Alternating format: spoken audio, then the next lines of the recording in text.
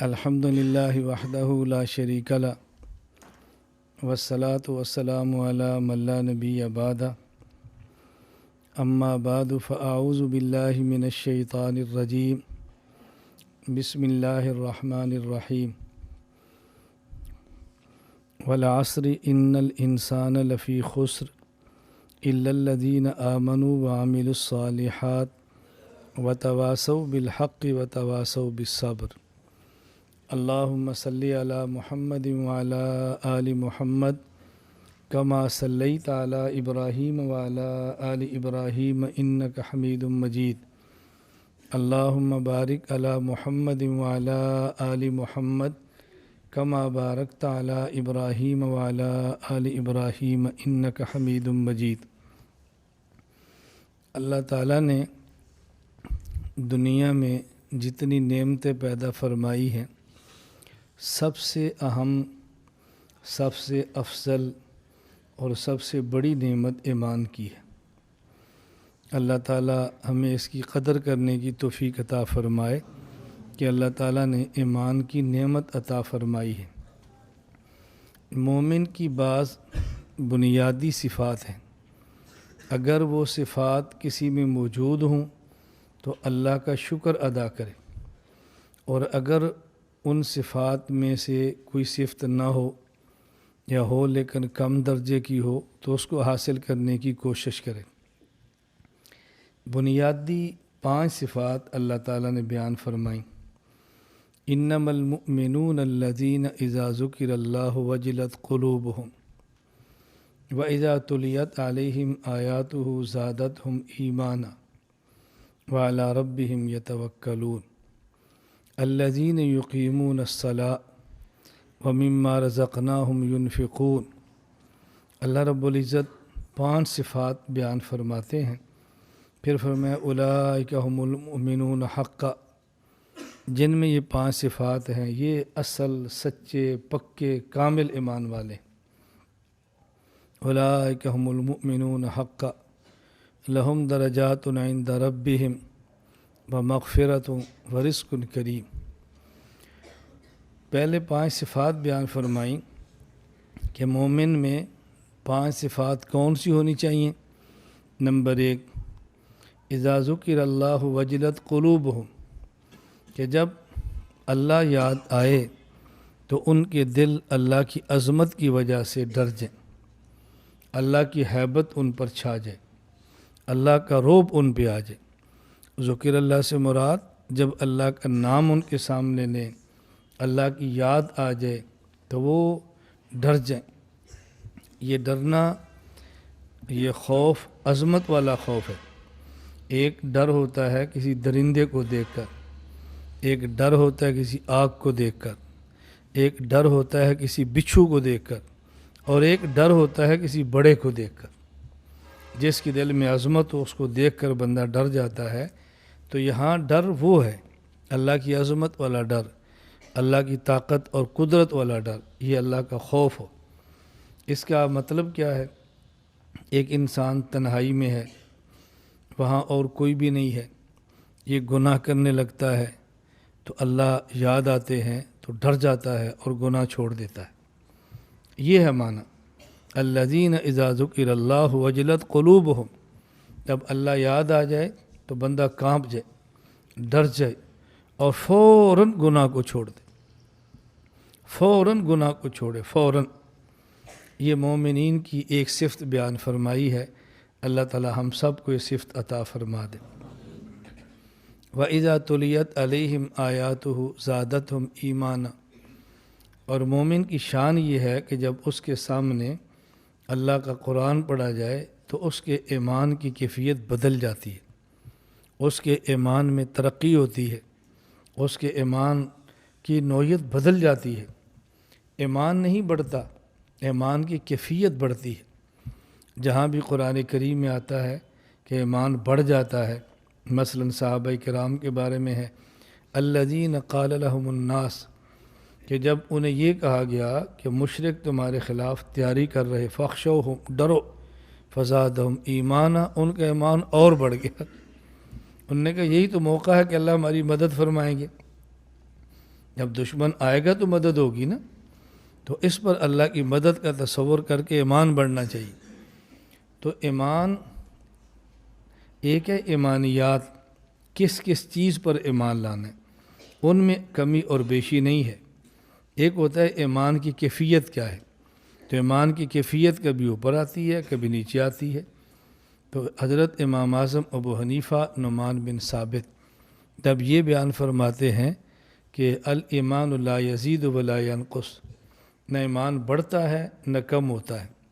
جن کے پاس علم کی کمی ہے وہ کہتے ہیں کہ یہ عقیدہ قرآن کے خلاف، قرآن کہہ رہا ہے ایمان بڑھتا ہے، اور امام حنیفہ فرماتے ہیں نہ بڑھتا ہے نہ کم ہوتا ہے۔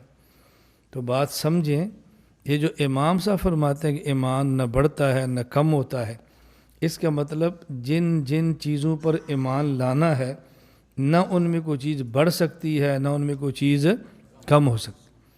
فَإِنْ آمَنُوا بِمِثْلِ مَا آمَنْتُمْ بِهِ فَقَدِ اهْتَدَوْا، وہ تمام چیزیں جن پر صحابہ کرام ایمان لائے ہیں رضی اللہ عنہم، ان تمام پر ہم نے ایمان لانا ہے، نہ ان میں کمی کر سکتے ہیں نہ ان میں زیادتی کر سکتے ہیں۔ یہ معنی ہے کہ ایمان نہ بڑھتا ہے اور نہ ہی کم ہوتا ہے۔ اور جہاں قرآن کریم میں کہ ایمان بڑھتا ہے، اس سے مراد یہ ہے کہ آدمی قرآن سنتا ہے ایمان بڑھ جاتا ہے، کیفیت بڑھ جاتی ہے، ماحول اچھا ہوتا ہے کیفیت بدل جاتی ہے۔ کبھی آیت آدمی سنتا ہے تو رونے لگ جاتا ہے، اور کبھی آیت سنتا ہے تو آدمی کا دل سخت ہوتا ہے، کچھ بھی نہیں ہوتا۔ کبھی نماز پڑھتا ہے تو رو رہا ہوتا ہے، کبھی نماز پڑھ رہا ہوتا ہے تو بول رہا ہوتا ہے۔ تو کیفیات اوپر نیچے ہوتی ہیں۔ مومن کی دوسری صفت بیان کی ہے کہ جب ان کے سامنے قرآن کریم کی تلاوت کی جائے تو مومن کی ایمان کی کیفیت بڑھ جاتی ہے، ایمان ترقیات کی طرف جاتا ہے۔ اللہ تعالی ہمیں بھی یہ کیفیت عطا فرمائے۔ وَعَلَىٰ رَبِّهِمْ يَتَوَكَّلُونَ، اور مومن کی شان یہ ہے کہ وہ صرف اور صرف اپنے رب پر ہی بھروسہ کرتے ہیں۔ یہ علماء سمجھتے ہیں کہ صرف اور صرف ہم ترجمہ کیوں کرتے ہیں؟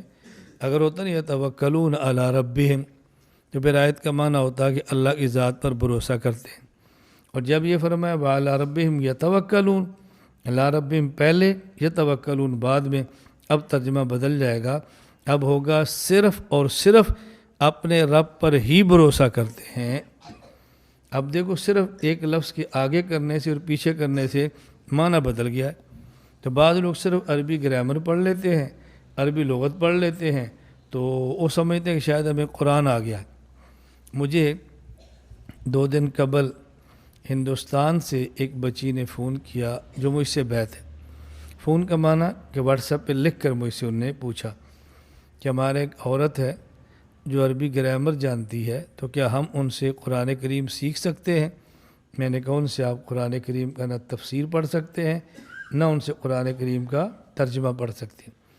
تو ان کا پھر میسج آیا کہ ہم نے ان سے تفسیر اور مسائل نہیں پڑھنے، ہم نے صرف ترجمہ پڑھنا ہے۔ میں نے کہا صرف گرامر پڑھنے سے قرآن کا ترجمہ نہیں آتا، اس لیے جو گرامر پڑھا ہے اس سے قرآن کریم کا ترجمہ نہ پڑھو، ترجمہ ہمیشہ مستند عالم دین سے سیکھو۔ اس لیے میں بارہا کہتا ہوں، قرآن پڑھنا حق ہر آدمی کا ہے، قرآن پڑھانا حق ہر کسی کا نہیں ہے۔ قرآن سمجھنا ہر آدمی کا حق ہے، قرآن سمجھانا یہ ہر آدمی کا حق نہیں۔ بس یہ 2 باتیں ہمیشہ یاد رکھ۔ وَعَلَىٰ رَبِّهِمْ يَتَوَكَّلُونَ، اللہ کی ذات پہ بھروسہ کرتے ہیں۔ 2 لفظ سمجھیں اور ان میں فرق بھی یاد رکھیں۔ ایک ہے لفظ توکل، ایک ہے لفظ تعطل، عین اور توئیں زوئیں، تعطل۔ توکل کا معنی ہوتا ہے اسباب جتنے اس کے بس میں ہیں اختیار کریں اور پھر بھروسہ اللہ پر کریں، اور تعطل کا معنی ہوتا ہے اسباب چھوڑ دیں اور پھر بھروسہ اللہ پہ کریں۔ تو شریعت میں توکل ہے، شریعت میں تعطل نہیں ہے۔ ہم تعطل کو توکل سمجھ لیتے ہیں اور پھر کہتے ہیں اللہ کی مدد کیوں نہیں آ رہی۔ اب اگر کوئی شخص سردی کے موسم میں قمیص اتار کے رات کو باہر کھڑا ہو جائے اور یہ کہ میرا عقیدہ ہے کہ سردی اللہ ہی ختم کرتے ہیں، گرمی اللہ ہی دیتے ہیں، صحت اللہ ہی دیتے ہیں، بیماریوں سے اللہ ہی بچاتے ہیں، میرا پورا یقین ہے، اس لیے میں قمیص اتار کے کھڑا ہوں۔ اب اس کو بخار ہو جائے، اس کو نمونیا ہو جائے اور شدید قسم کی بیماری لگ جائے اور بعد میں اللہ کی ذات کے خلاف بولنا شروع کرے کہ میرے اللہ نے میری مدد نہیں کی، میں نے اللہ پر بھروسہ کیا تھا، اللہ نے مجھے چھوڑ دیا ہے۔ نہیں، اللہ کا حکم یہ نہیں ہے، وہاں حکم کیا ہے؟ توکلو، آپ بنیان لو، قمیص پہنو، سویٹر اور جرسی لو، سردی زیادہ ہے تو اوپر آپ گرم چادر لو، پھر زیادہ ہے تو باہر کھڑے مت ہو، کمرے میں آؤ، اور یہ ذہن بناؤ کہ ان تمام اسباب اختیار کرنے کے باوجود سردی سے بچانے والا اللہ ہے۔ اللہ چاہیں تو ان میں تاثیر پیدا فرمائیں، اللہ چاہیں تو جو تاثیر پیدا کر دی ہے وہ ختم فرمائیں۔ تو یہ بنیان، قمیص، سویٹر، جرسی، چادر یہ لینا، کان کو ڈھانپنا، کمرے میں بند ہونا اور پھر اللہ سے کہنا کہ یا اللہ جو اسباب میرے بس میں تھے میں نے اختیار کیے ہیں، مجھے سردی سے بچا لے، یہ توکل ہے۔ اور یہ اسباب ہوتے ہوئے اختیار کیے بغیر کہنا مجھے بچا لے، یہ تعطل ہے۔ میرے لفظوں پہ غور کریں، یہ اسباب ہوتے ہوئے اختیار نہ کرنا، اسباب نہیں ہیں پھر تو مجبور ہے، اسباب موجود ہوں پھر اختیار نہ کرے، یہ ہے تعطل۔ تو شریعت توکل کی بات کرتی ہے، تعطل کی بات نہیں کرتی۔ محنت کریں، زور لگائیں، پڑھیں، اچھا امتحان دیں، پھر اللہ سے دعا کریں کہ یا اللہ مجھے کامیاب فرما دے۔ محنت بھی نہ کریں، پڑھے بھی نہ، کتاب کھول کے بھی نہ دیکھیں اور کہ مجھے اللہ پر بھروسہ ہے اللہ کامیاب کرے گا، یہ اللہ کے ساتھ مذاق ہے، یہ اللہ کے ساتھ مذاق ہے۔ دیکھو، معاف اللہ ہی کریں گے، لیکن اس کا معنی یہ نہیں ہے کہ بندہ گناہ کرے اور توبہ نہ کرے یہ اللہ معاف کریں گے، یہ اللہ کی رحمت کا مذاق ہے۔ آدمی سے گناہ ہو گیا، پھر اللہ پر بھروسہ کر کے اللہ سے توبہ کریں، یا اللہ مجھے معاف کر دیں، اور اللہ پر امید رکھیں کہ اللہ تعالیٰ معاف فرما دیں گے۔ ہم نے گناہ کیا، اب ہم اللہ سے توبہ کریں تو اللہ تعالیٰ ہمیں معاف کرنے کو کوئی پابند ہیں کہ ہم نے توبہ کی تو ضرور معاف کریں گے؟ ان کی شان کریمی ہے کہ ہمیں معاف فرما دیتے ہیں۔ لیکن توبہ ہی نہ کرے اور کہ جی اللہ غفور رحیم ہے، یہ اللہ کی صفت کے ساتھ مذاق ہے۔ رزاق اللہ کی ذات ہے، رزق اللہ ہی دیتے ہیں۔ اسباب اختیار کریں، مزدوری کریں اور محنت کریں، اور پھر یہ کہ اللہ جو میرے بس میں تھا میں نے اسباب اختیار فرمائے، آپ رزق عطا فرما دیں۔ کچھ بھی نہ کریں اور ہمیں رزق دے دیں، یہ تعطل ہے، توکل نہیں ہے۔ شادی کریں، اللہ سے دعا مانگیں، اللہ اولاد عطا فرما دے، یہ توکل ہے۔ نکاح نہ کریں، اللہ سے دعا مانگیں، اللہ اولاد دے دے، یہ تعطل ہے۔ اللہ فرماتے ہیں وَعَلَىٰ رَبِّهِمْ يَتَوَكَّلُونَ۔ مومن کی شان یہ ہے وہ سارے اسباب اختیار کرنے کے باوجود اسباب پر اعتماد نہیں کرتا، اللہ ہی پر اعتماد کرتا ہے۔ یہ اچھی طرح سمجھیں، میں بہت زور سے بات کہہ رہا ہوں۔ بعض لوگ کیا کرتے ہیں، اسباب اختیار نہیں کرتے اور اللہ پر بھروسہ کرتے ہیں، یہ تعطل ہے۔ اور بعض لوگ اسباب اختیار کرتے ہیں اور اسباب پر بھروسہ کرتے ہیں، یہ تکبر ہے۔ یہ الگ مسئلہ ہے، دونوں سے بچیں۔ شریعت میں اعتدال ہے، درمیانہ روی ہے۔ نمرود کا، قارون کا جرم کیا تھا؟ قارون کے پاس کتنی دولت تھی، اس کو سمجھایا، اس نے کہا میری محنت ہے، میں نے کمایا ہے، انما اوتیت العلم من عندی۔ قرآن کہتا ہے فخسفنا بہ الارض، اللہ نے زمین کے اندر اس کو دولت سمیت دنس کے رکھ دیا۔ تو بعض لوگ اس پہ ناز کرتے ہیں کہ میرے پاس پیسہ ہے، میرے پاس دولت ہے، مجھے کسی کی کیا ضرورت ہے؟ تو اسباب چھوڑ کے اللہ پر بھروسہ کرنا تعطل، اور اسباب پر اکڑنا تکبر، اور اسباب اختیار کر کے اللہ ہی پر بھروسہ کرنا، یہ ہے توکل۔ اللہ فرماتے ہیں وَعَلَىٰ رَبِّهِمْ يَتَوَكَّلُونَ، اسباب جمع بھی کرو، محنت بھی کرو، لیکن اسباب پر بھروسہ نہیں کرنا، اور اسباب مل جائے تو پھر اکڑنا نہیں ہے۔ رسول اکرم صلی اللہ علیہ وسلم فرمایا وَأَجْمِلُوا فِي الطَّلَبِ، اجملوا فی الطلب وتوکلوا علیہ، رزق تلاش کرنے میں اچھی کوشش بھی کرو اور پھر اللہ پر بھروسہ بھی کرو۔ تو مومن کی تیسری صفت اور شان کیا ہے؟ اپنے اللہ ہی پر بھروسہ کرتا ہے، اپنے اللہ ہی پر بھروسہ کرتا ہے۔ آگے ارشاد فرمایا ان کی ایک صفت کیا ہے کہ یقیمون الصلاۃ، یہ نماز کی پابندی کرتا ہے۔ یہاں فرمایا نماز کی پابندی کرتا ہے، نماز اہتمام سے ادا کرتا ہے، تمام آداب کا خیال کرتا ہے، وقت کا خیال کرتا ہے، کپڑوں کا خیال کرتا ہے، تلاوت کا خیال کرتا ہے، توجہ اور دھیان کا خیال کرتا ہے۔ یہ مومن کی شان ہے۔ یہ نہیں یصلون بس نماز پڑھتا ہے، یقیمون الصلاۃ نماز کا اہتمام کرتا ہے، بس صرف نماز پڑھنا کافی نہیں ہے بلکہ نماز کا اہتمام کرنا ضروری ہے۔ اللہ تعالیٰ جو نماز پر وعدہ فرماتے ہیں مدد کا، استعینوا بالصبر والصلاۃ، وہ اس نماز پر ہے کہ جس نماز کا اہتمام ہو، جس نماز سے گناہوں سے جان چھوٹتی ہے۔ ان الصلاۃ تنہی عن الفحشاء والمنکر، یہ وہ نماز ہے کہ جب نماز ہو، نماز ہوگی گناہ چھڑا دے گی، نماز ہوگی تو انسان کو اللہ کی رضا دلا دے گی، نماز ہوگی جس کا معراج کرا دے گی۔ لیکن نماز بھی تو ہو نا، اس لیے ہمیں اس کا بہت زیادہ اہتمام کرنا چاہیے۔ استنجا کا اہتمام کریں، وضو کی سنت، آداب، مستحبات کا خیال کریں، نماز سے پہلے مسجد میں آئیں، آ کر سنت کا وقت ہے تو پڑھیں، 2 رکعت پڑھ لیں، تحیۃ الوضو پڑھیں، تحیۃ المسجد پڑھیں اور سنتیں پڑھیں۔ وضو کرنے کے بعد 2 رکعت وضو کے لیے، اسے کہتے ہیں تحیۃ الوضو، مسجد میں آئیں اور 2 رکعت مسجد کے لیے، اسے کہتے ہیں تحیۃ المسجد۔ پھر آپ نے 4 رکعت پڑھنی ہے۔ اب اگر فجر کو آئیں گے تو فجر کی نماز سے پہلے 2 رکعت سنت کے علاوہ کوئی نفل پڑھنا جائز نہیں ہے۔ اب نہ تحیۃ الوضو نہ تحیۃ المسجد، صرف 2 رکعت سنت۔ آپ ظہر کی نماز کے لیے مسجد میں آئیں، وقت موجود ہو، 2 رکعت تحیۃ الوضو، 2 رکعت تحیۃ المسجد اور 4 رکعت سنت۔ اسی طرح عصر کی نماز میں آئیں، نماز سے پہلے وقت ہو تو 2 رکعت تحیۃ الوضو، 2 رکعت تحیۃ المسجد اور 4 رکعت سنت۔ اسی طرح عشاء کی نماز کے لیے آپ آئیں تو تینوں کام کریں۔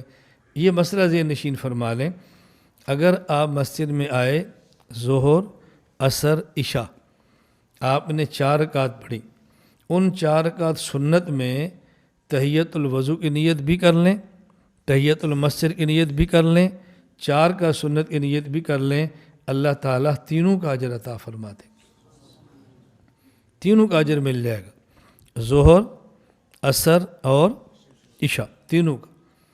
ظہر کی نماز کے لیے آئے ہیں، 2 منٹ باقی ہیں، 2 منٹ میں ہم 4 رکعت نہیں پڑھ سکتے۔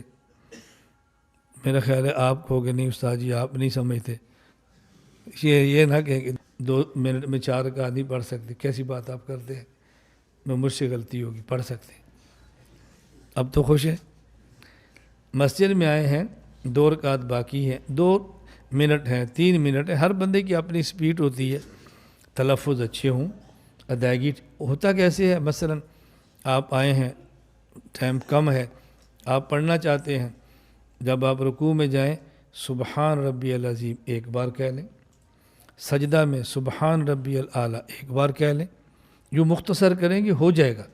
میں صرف سمجھانے لگا ہوں، اگر وقت کم ہے تو پھر آپ 2 رکعت پڑھ لیں، تحیۃ الوضو اور تحیۃ المسجد، بیٹھے نا، بس اوقات آپ مسجد میں آتے ہیں، وقت اتنا کم ہوتا ہے کہ 4 کا سنت نہیں پڑھ سکتے تو پھر بیٹھ جاتے ہیں، کچھ بھی نہیں پڑھتے، 2 رکعت پڑھ لیں، 2 رکعت پڑھ لیں اور اس کا اہتمام کریں۔ پھر جب مسجد کی طرف آنا ہے، سب سے اہم بات کیا ہے کہ شریعت کیا کہتی ہے۔ ہم آئے ہیں، ظہر کی مثلا نماز ہے اور جماعت کھڑی ہو گئی ہے۔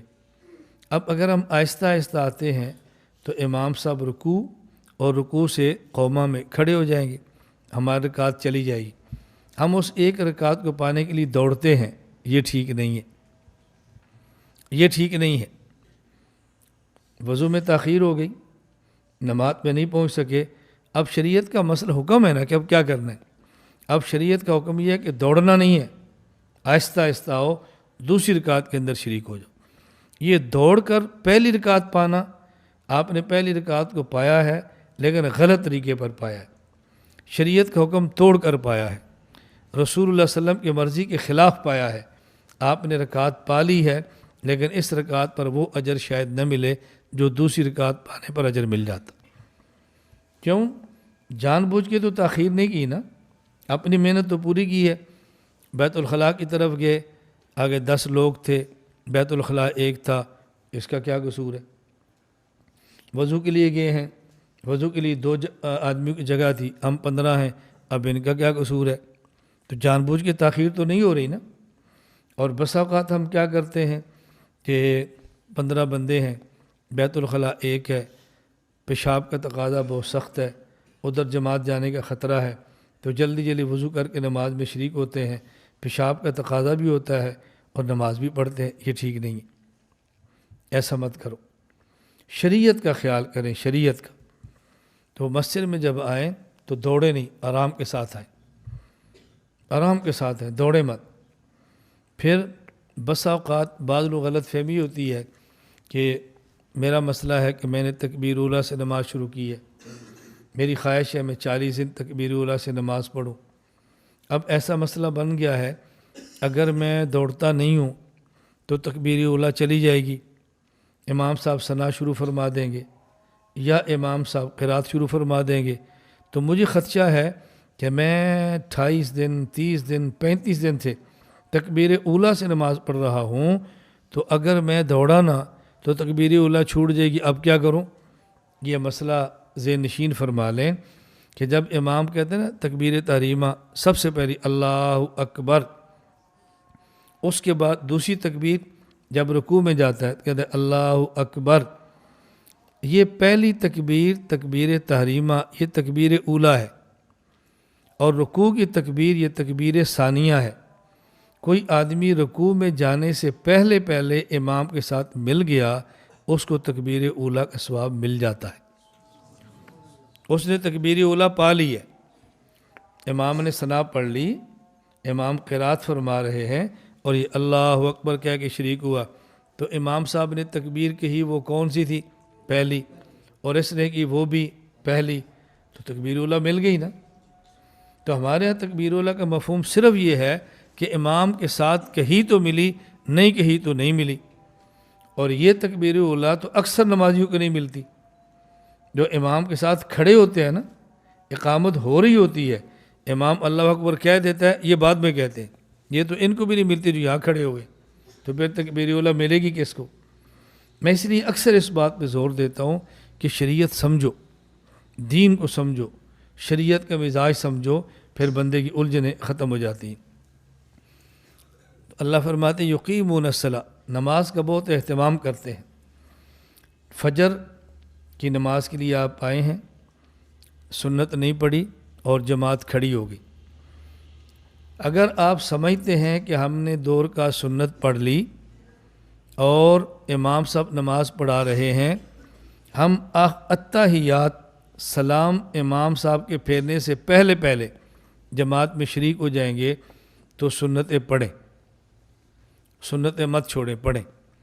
اور اگر یہ اندازہ ہو کہ ہم نے 2 رکعت سنت پڑھی تو سنت پڑھتے پڑھتے امام صاحب سلام پھیر دیں گے، اب سنت نہ پڑھیں، اب امام کے ساتھ جماعت کے ساتھ شریک ہوں، اور سنت پھر سورج نکلنے کے بعد پڑھیں۔ جو اشراق کا وقت ہوتا ہے، سورج نکلنے کے کم از کم 12 منٹ، بہتر ہے 15 منٹ بعد 2 رکعت پڑھیں۔ تو اس غلط فہمی کے اندر کبھی مبتلا نہ ہونا، اور یہ رسول اکرم صلی اللہ علیہ وسلم کا ارشاد ہے ملم یصلی رکعتی الفجر فلیصلی بعد ما تطلع الشمس۔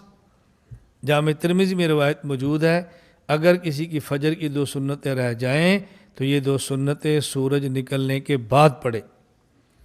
یہ جو سلام پھیرنے کے بعد بعض لوگ شروع ہو جاتے ہیں یہ غلط کرتے ہیں، اور بعض ان کے دیکھا دیکھی شروع ہو جاتے ہیں یہ اس سے بھی غلط کرتے ہیں۔ جو پہلا تھا نا اس کے پاس تو کوئی دلیل تھی، غلط تھی۔ یہ جو دوسرا ہے اس کے پاس تو کچھ بھی نہیں ہے، یہ تو دیکھا دیکھی شروع ہو گیا، اس لیے اس کا بہت زیادہ خیال فرمائیں۔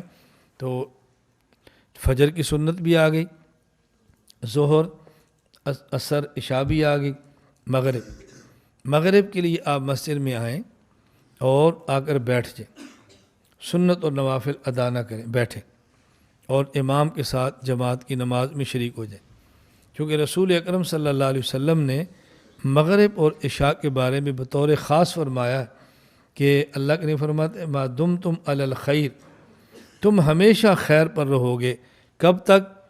ما اجلتم المغرب واخرتم العشاء او کما قال النبی صلی اللہ علیہ وسلم، جب تک تم مغرب کو جلدی پڑھتے رہو گے اور عشاء کو تاخیر سے پڑھتے رہو گے تم خیر پر رہو گے۔ تو جب اللہ کے نبی فرما رہے ہیں جلدی پڑھو تو ہم پھر مغرب اور اذان کے درمیان وقفہ کیوں دیتے ہیں؟ ہاں یہ ٹھیک ہے، بس اوقات سورج غروب ہوتا ہے اور بعض حضرات احتیاطاً 1-2 منٹ تاخیر کر لیتے ہیں کہ ایسا نہ ہو کہ نقشے میں غلطی ہو تو غلطی نہ لگ جائے، وہ الگ مسئلہ ہے، لیکن یہ ہرگز ایسا کام نہ کریں۔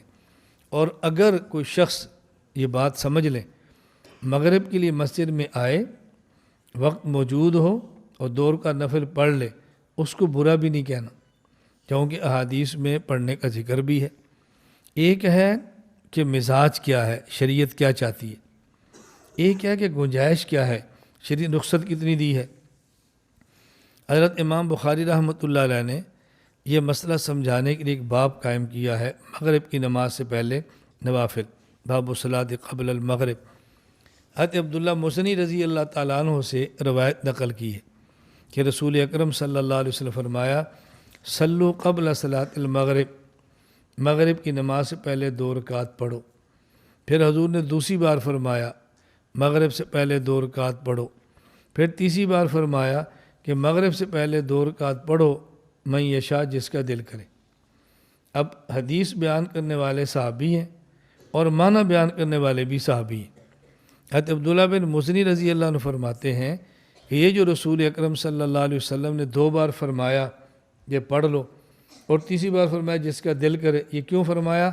کراہیت ان یتخذ الناس سنتاً، کہیں ایسا نہ ہو کہ لوگ اس کو سنت سمجھ لیں، کہیں ایسا نہ ہو کہ لوگ اس کو، اب اس کا مطلب کیا ہوا کہ اگر کہیں ایسا موقع ہو کہ مغرب کی اذان کے بعد وہ جماعت تاخیر سے پڑھتے ہوں اور وہاں کوئی بندہ 2 رکعت پڑھ لے، یہ جائز تو ہے لیکن اس عمل کو مستقل معمول بنا کے سنت نہیں سمجھنا۔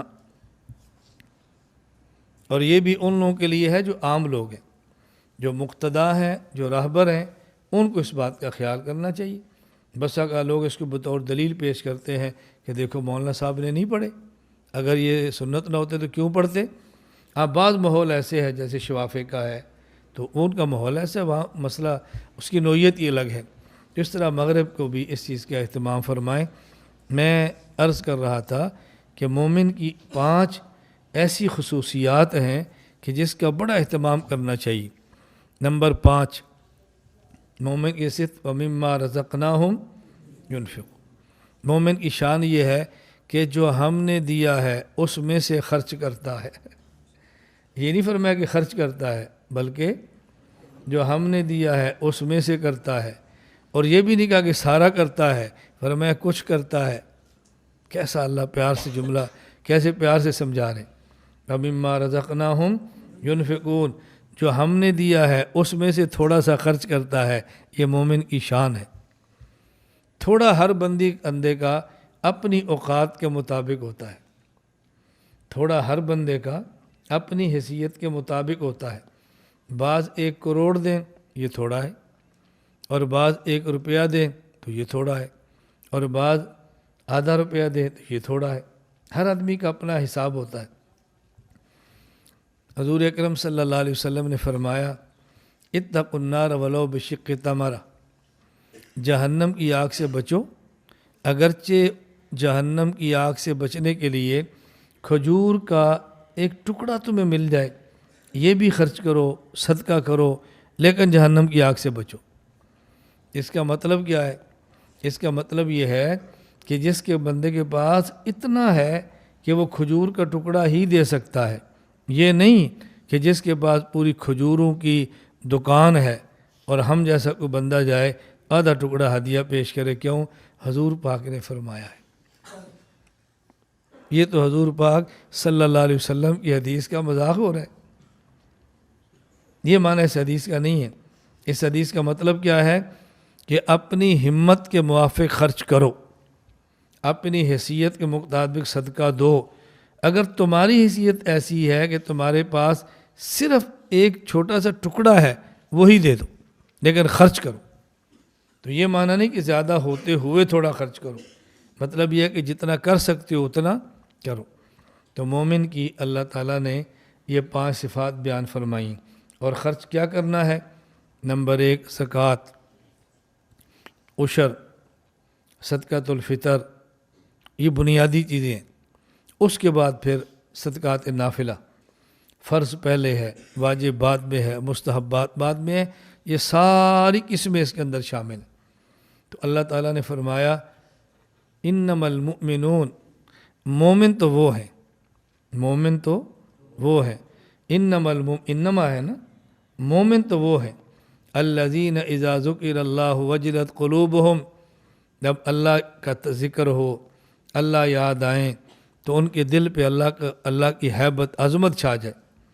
نمبر 2 وَإِذَا تُلِيَتْ عَلَيْهِمْ آیاتُهُ، جب ان کے سامنے قرآن پڑھا جائے زادتہم ایمانا، ان کا ایمان ترقی کرے، ان کا ایمان ترقی کرے، کیفیات اوپر جائیں۔ وَعَلَىٰ رَبِّهِمْ يَتَوَكَّلُونَ، وہ اپنے اللہ ہی پر بھروسہ کریں۔ نمبر 3 اپنے اللہ ہی پر بھروسہ کریں۔ نمبر 4 الذین یقیمون الصلاۃ، نماز کی پابندی کریں۔ نمبر 5 وَمِمَّا رَزَقْنَاهُمْ يُنْفِقُونَ، اور جو ہم نے دیا ہے اس میں سے کچھ خرچ بھی کریں۔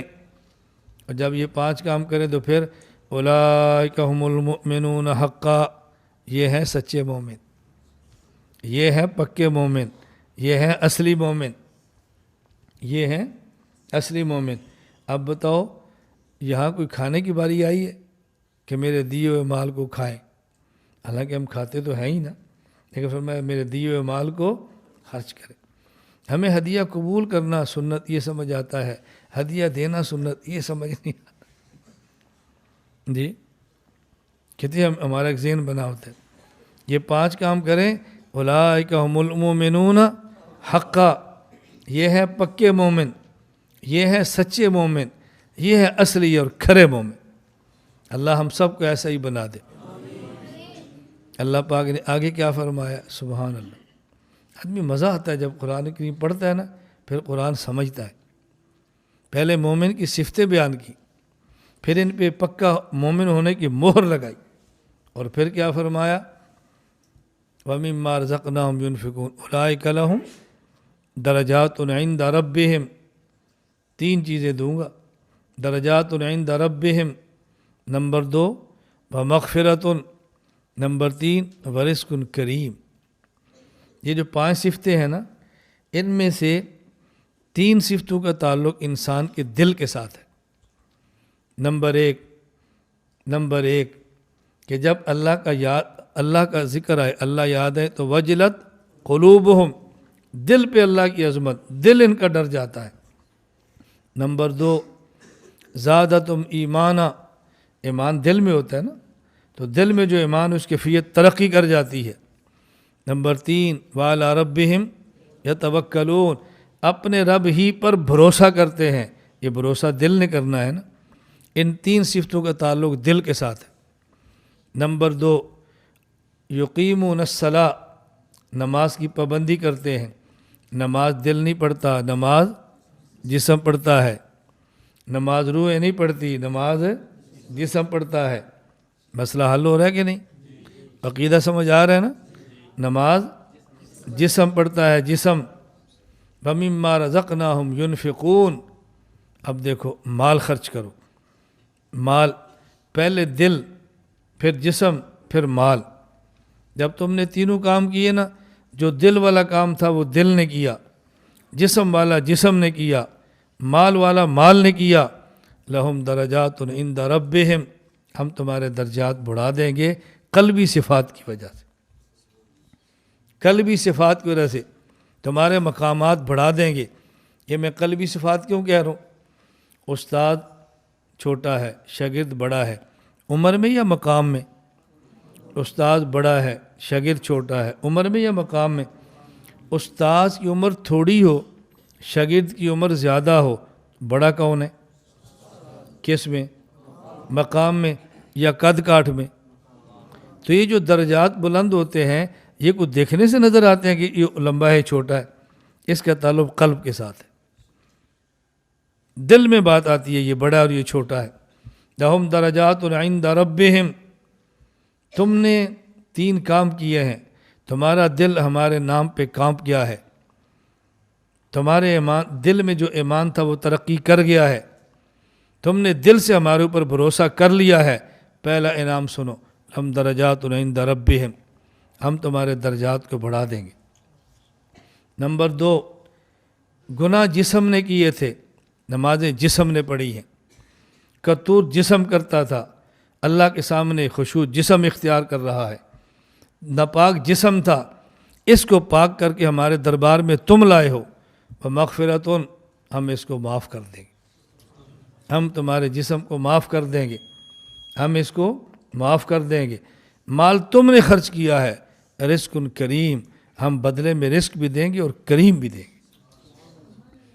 تم ایسا لائے تھے جتنی تمہاری اوقات تھی، ہم ایسا دیں گے جیسی ہماری شان۔ دیکھو ہمارے بارے میں کیا فرمایا، وَمِمَّا رَزَقْنَاهُمْ يُنْفِقُونَ، کوئی فرمایا پاکیزہ، بہت اچھا، بہت عمدہ، نہ، وَمِمَّا رَزَقْنَاهُمْ، جو ہم نے ان کو دیا نا اس میں سے یہ تھوڑا سا دیں گے جتنی ان کی حیثیت ہے، اور ہم دیں گے جیسے ہماری شان ہے، رزقن بھی دیں گے، کریمن بھی دیں گے، ہم تمہیں رزق کریم دیں گے۔ کیا اللہ پاک نے قرآن کریم میں بات سمجھائی ہے؟ میں کیوں بار بار کہتا ہوں اللہ ہمیں قرآن سمجھا دے، بس قرآن ہمیں سمجھا دے، قرآن پڑھیں بھی ٹھیک، قرآن سمجھیں بھی ٹھیک، پھر عمل کی توفیق ملتی ہے۔ اب خلاصہ پورے بیان کا سن لو۔ اللہ فرماتے ہیں جن میں 5 صفتیں ہوں، نمبر 1، ان کے دلوں پر اللہ کی عظمت چھائی ہو، نمبر 2، ان کے دل میں ایمان، قرآن سنے تو ترقیات ہوں، نمبر 3، اللہ ہی پر ان کے دلوں پر اعتماد اور بھروسہ ہو، نمبر 4، اللہ کے دیے میں سے کچھ خرچ کریں، نمبر 5، نمازوں کی پابندی کریں۔ جو یہ 5 کام کریں، اولئک ھم المؤمنون حقا، یہ پکے مومن ہیں، سچے مومن ہیں، یہ میرے کھرے دوست ہیں، اور پھر میں ان کو دوں گا کیا، لہم درجات عند ربہم، ان کے مقامات بڑھا دوں گا، مغفرۃ، گناہوں کو معاف کر دوں گا، ورزق کریم، پاکیزہ پیارا عمدہ رزق ان کا مقدر کر دوں۔ اور یہ نہیں فرمایا رزق کثیر، بہت زیادہ دوں گا، نہیں، کریم، بہت زیادہ کیا ہوتا ہے، کریم رزق دوں گا۔ اللہ ہم سب کو یہ صفات بھی عطا فرمائے، اور اللہ تعالیٰ ان پر جو انعامات ہیں اللہ تعالیٰ وہ ہمیں بھی عطا فرمائے۔ میں اس لیے درمیان میں بار بار بتا رہا تھا، نماز کون پڑھتا ہے؟ بولو، عقیدہ سمجھ آ رہا ہے نا؟ ہم کہتے ہیں انبیاء علیہ السلام اپنی قبروں میں نمازیں پڑھتے ہیں، لوگ کہتے ہیں جی جو منکر ہے وہ بھی کہتے ہیں، ہم بھی کہتے ہیں پڑھتے ہیں۔ کون پڑھتا ہے؟ کہا جی یہ جسم نہیں پڑھتے، روحیں پڑھتی ہیں، یہ جسم نہیں پڑھتے، جس میں مثالی پڑھتے ہیں۔ دلیل کیا کہ بیت المقدس میں جب حضور پاک صلی اللہ علیہ وسلم نماز پڑھا رہے تھے، پیچھے 1.25 لاکھ انبیاء پڑھ رہے تھے، اگر جسم پڑھتے ہیں، جسم تو ان کے قبروں میں ہے، تو یہ نماز کون پڑھ رہا ہے؟ یہ سمجھانے کے لیے کہ یہ روحیں تھیں، یہ جسم مثالی تھے، ان کے اصل جسم تو یہاں پر پڑے ہیں۔ ہم نے کہا نہیں، ان حقیقت الصلاۃ تکون بالاشباہ دون الارواح. ملا علی قاری فرماتے ہیں مرقات شرح مشکات میں نماز وہ ہوتی ہے جو جسم پڑھے، وہ نہیں ہوتی جو روح پڑھے، وہ نہیں ہوتی جو روح پڑھے. یہ جسم نماز پڑھ رہے تھے، جسم، باقی وہ جی قبر میں پڑھے ہیں. میں بارہا یہ سمجھا چکا ہوں کہ جس طرح کسی سے پوچھیں مولانا آپ کہاں رہتے ہیں؟ ننکانہ. یہاں کیوں آئے ہیں؟ بیان کے لیے. رہتے ننکانہ ہیں اور یہاں آئے ہیں بیان سننے کے لیے. تو انبیاء رہتے قبروں میں ہیں اور آج آئے ہیں حضرت کے پیچھے نماز پڑھنے کے لیے صلی اللہ علیہ وسلم. آج آئے ہیں. ابھی غالباً گزشتہ ماہ یہاں پہ وسطہ بھائی خبیب عمرے پہ تھے، تو وہاں سے انہوں نے مجھے میسج کیا. میں مدینہ منورہ میں ہوں اور اب مکہ مکرمہ میں ہوں، لیکن جو کیفیات مدینہ میں تھی وہ مکہ میں نہیں ہے. جو صورت انہیں اپنے شیخ کو بتانی چاہیے. تو مجھے کہا جو کیفیات مدینہ میں تھی وہ مکہ میں نہیں تھی. میں نے کہا مدینہ میں حضرت خود رہتے ہیں صلی اللہ علیہ وسلم. مدینہ میں ہمارے حضرت خود رہتے ہیں.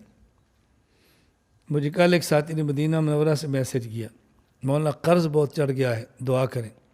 میں نے کہا اپنے حضرت کے پاس جائیں اور روضے پر حاضری دیں، 2 رکعت نماز پڑھیں، خوشبو لگا کے جائیں، پھر ان سے درخواست کریں مجھ پر قرض ہے، دعا فرماؤ قرض اتر جائے. ہم درخواستیں لے کر وہاں جاتے ہیں، تو مدینہ میں رہ کر ہمیں کہتے ہو سمجھو آپ کہاں رہتے ہو، سمجھو آپ کہاں رہتے ہو. اللہ ہمیں قدر کی توفیق عطا فرمائے، اللہ ہمیں کامل ایمان عطا فرمائے. جو کمی بیشی ہے اللہ اپنے فضل سے اس کو